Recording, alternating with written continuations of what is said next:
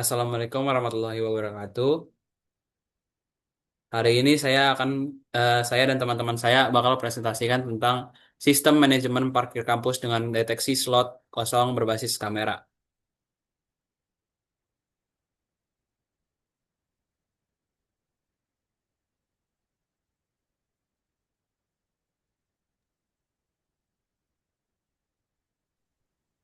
Eh, Pada presentasi kali ini eh, ada anggota kelompok yaitu saya sendiri, Anggas dengan NIM 2410511080. Saya Saif Ali dengan NIM 241051181. Saya Raffi Darel Firmansyah dengan NIM 241051118086.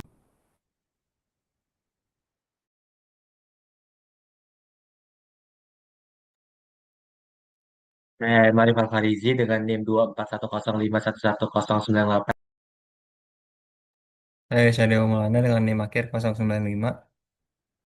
Saya Muhammad Sarul Pane dengan NIM akhir 090.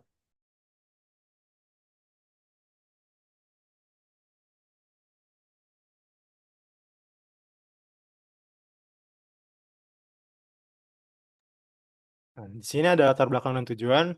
Mengapa sistem ini dibutuhkan? Parkir kampus sering menjadi sumber frustasi, di mana mahasiswa, dosen, dan staf menghabiskan waktu berputar mencari slot kosong, yang berujungnya itu kemacetan di area parkir. Belum ada sistem yang memberikan informasi ketersediaan secara real time. Poin utamanya yaitu ada pertama, sulit menemukan slot parkir kosong secara manual. Yang kedua, tidak ada informasi real time tentang kapasitas parkir. Ketiga, ada pelanggaran parkir sulit dipantau petugas. Nah, dari ketiga poin utama itu, solusinya adalah sistem berbasis kamera plus computer vision yang otomatis memperbarui status slot dan menampilkannya ke pengguna. Di sini ada deskripsi produk dan arsitektur. Apa sih yang kami bangun? Jadi kami membangun sistem. Nah, sistem ini terdiri dari tiga komponen utama yang saling terintegrasi secara real time. Komponennya itu ada modul kamera OT, fungsinya menangkap dan menganalisis kondisi slot parkir. Terus ada backend server, yaitu kami menggunakan Node.js dengan fungsi mengolah data, menyimpan, mendistribusikan informasi. Komponen terakhir adalah aplikasi klien, di mana fungsinya itu adalah mobile, pengendara, tambah web dashboard untuk petugas dan admin.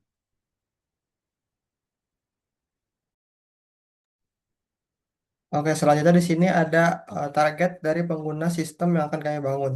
Jadi kami itu merancang sebuah sistem untuk tiga jenis pengguna dengan kebutuhan berbeda-beda. Yang pertama itu ada pengendara yang bertugasnya itu eh, mencari slot kosong di dalam sistem kami. Hak aksesnya itu membaca, yang dibaca itu adalah sebuah peta. Lalu kemudian itu ada petugas keamanan. Di situ mereka bisa menindak ke pelanggaran parkir.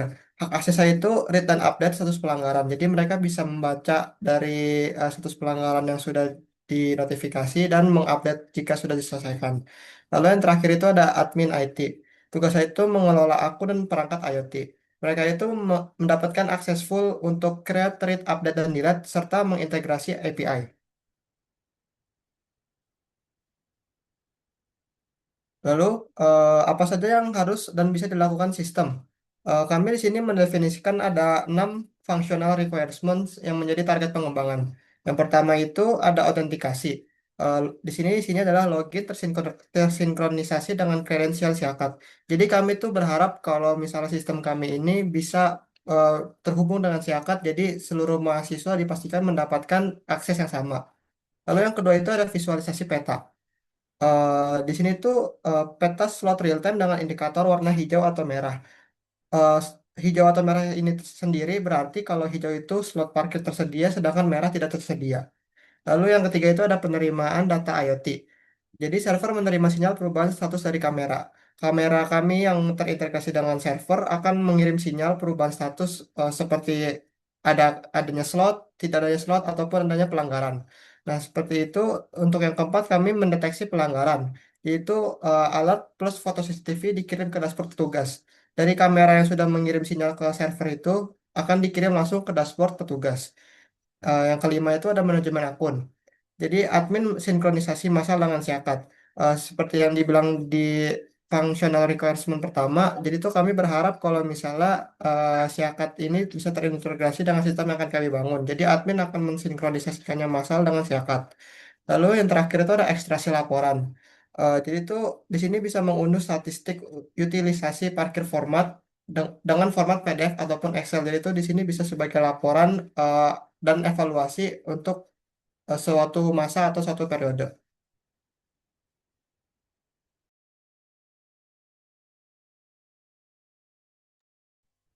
Selanjutnya ini ada use case satu yaitu melihat ketersediaan slot parkir. Nah, narasinya adalah pengendara melihat slot parkir. Alurnya cukup mudah. Di sini ada tiga alur utama, yaitu pengendara membuka aplikasi untuk login, kemudian pengguna membuka menu peta parkir untuk melihat apakah slot tersedia. Selanjutnya yang ketiga, sistem akan menampilkan peta dengan warna hijau yang artinya kosong dan merah yang artinya penuh. Lalu pengendara memilih area dan sistem menampilkan letak persis slot yang kosong. Kemudian jika sudah selesai, pengendara bisa melanjutkan ke tempat parkir yang diinginkan.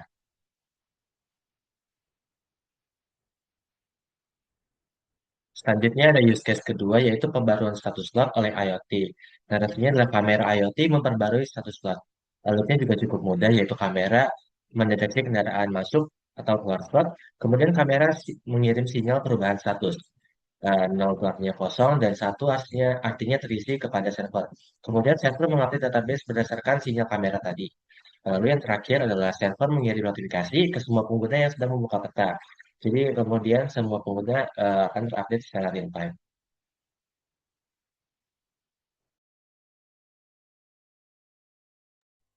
Selanjutnya ada penanganan pelanggaran parkir, yaitu use case kedua, ketiga. Pertama, kamera IoT mendeteksi anomali atau kendaraan melanggar batas garis atau bukan kendaraan standar. Sehingga sistem mengirim alert alert pop-up dan foto capture CCTV ke dashboard petugas. Nah, lalu petugas memverifikasi fotonya, lalu langsung datang ke lokasinya dan lakukan penindakan langsung secara teguran atau pengembokan. Selanjutnya petugas mengklik tombol selesai jika sudah selesai agar tercatat untuk admin IT. Lalu selesai.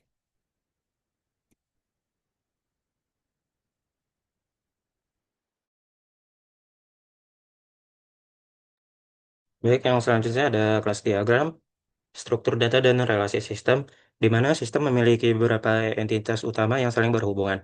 Di sini kami memiliki 7 entitas utama. Yang pertama ada pengguna, yang di mana superclass dari pengendara dan petugas keamanan. Lalu selanjutnya ada pengendara, bisa melihat peta dan cari rekomendasi slot parkir. Lalu yang ketiga ada petugas keamanan, dapat memantau dashboard dan tindak pelanggaran. Lalu ada area parkir, yang di mana memiliki banyak slot parkir. Lalu entitas slot parkir dipantau oleh kamera IoT dan status diperbarui secara otomatis oleh sistem. Lalu ada entitas kamera IoT yang di mana akan mendeteksi objek, mengirim sinyal, dan mengambil foto bukti. Dan yang terakhir ada entitas pelanggaran, yang di mana pelanggaran akan dibuat secara otomatis oleh sistem dan ditangani secara langsung oleh petugas.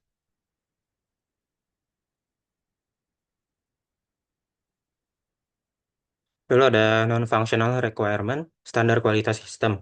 Di sini ada 6. Yang pertama, dengan parameter availability, standarnya berupa server dan API harus online selama 24/7. Artinya akan nyala dan online terus. Lalu yang kedua ada reliability, sistem wajib log error jika kamera IoT gagal mengirim data. Lalu yang ketiga ada ergonomi, kontras warna peta harus jelas untuk penggunaan outdoor. Lalu keempat ada portability, API stateless, bisa diakses Android dan web.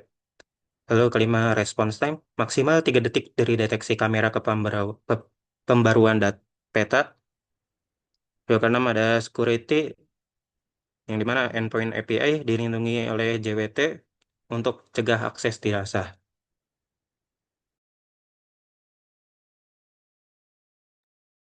Lalu terakhir ada teknologi yang kita gunakan. Yang pertama untuk mobile app-nya kita menggunakan bahasa Java dan juga XML. Terus untuk backend-nya kita menggunakan Node.js dan Express.js. Untuk database-nya kita menggunakan MongoDB dan juga Mongoose. Terus untuk simulasi IoT-nya, kita menggunakan Walkme dan juga MicroPython. Dan untuk IoT nyatanya, untuk menggunakan Raspberry Pi dan juga Smart Camera. Komunikasinya menggunakan REST API, itu ada HTTPS JSON dan juga WebSocket, MQTT. Untuk integrasinya melalui Siakat via RESTful API eksternal ya.